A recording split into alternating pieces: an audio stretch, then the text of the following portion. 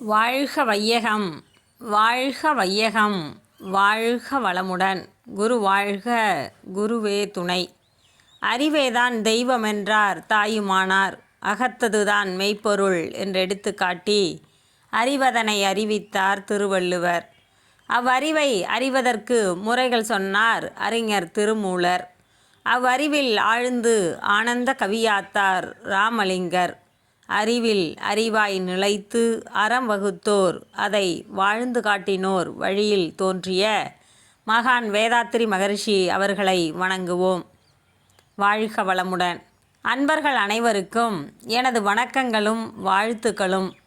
நித்திய அனித்திய நிலை மறவாத ஒத்த உயர்வில் உலகை நோக்கும் தத்துவ ஞானம், தவத்தின் வலிமை, சுத்தமாய் இரத்தம் சுழலும் ஆரோக்கியம், உத்தம வாழ்விற்கு உகந்த நற்செல்வம், எத்தகைய உயிரின் துன்பமும் போக்கும் சித்தமும் செயலில் கடமை உணர்வும், இத்தனையும் பெற்று இனிதே வாழ்வோம் என்ற உயர்ந்த சங்கற்பத்தோடு நாளொரு நற்சிந்தனையில் இன்று யோக பயிற்சி. தோற்ற பொருட்களை பற்றி அறியும் விஞ்ஞான அறிவோடு தோன்றாத மறைபொருட்களாக உள்ள மனம், உயிர், மெய் இம்மூன்றையும் அறிய வேண்டும். இதற்கு முறையான உளப்பயிற்சியே அகத்தவம், தியானம். இது ஒன்றுதான் சிறந்த வழி.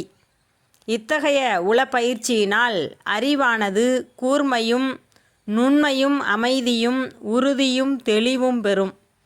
பேரியக்க மண்டலம் முழுவதையும் தனக்குள்ளாக்கி விரிந்து நின்று ஆழ்ந்து சிந்திக்கும் திறன் பெறுகிறது. இதனால் எல்லா பொருட்களின் தன்மைகளையும் உணர்ந்து கொள்ள முடிகிறது.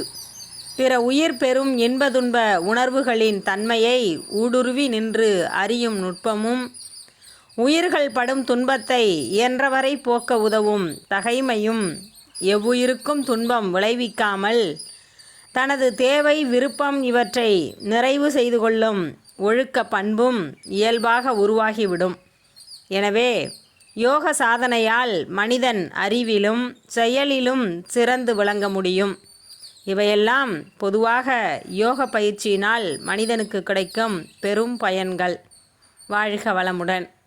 நீங்களும் உங்கள் அன்பு குடும்பத்தினரும் இறை உணர்வும் அறநெறியும், கல்வி, தனம், தானியம், இளமை, வலிவு, துணிவு, நன்மக்கட்பேறு, அறிவில் உயர்ந்தோர் நட்பு, அன்புடைமை, அகத்தவம், அழகு, புகழ், மனித மதிப்புணர்ந்து ஒழுகும் பண்பு, பொறை உடைமை எனும் பேறு 16 பெற்று போற்றலுக்கும் தூற்றலுக்கும் வாழ்த்துக்களே கூறி, மறை விளக்கும் உயர் வாழ்வை மதித்து ஒழுக்கம் காத்து மனையறத்தின் ஒளி விளக்காய் வளமோங்கி வாழ்க.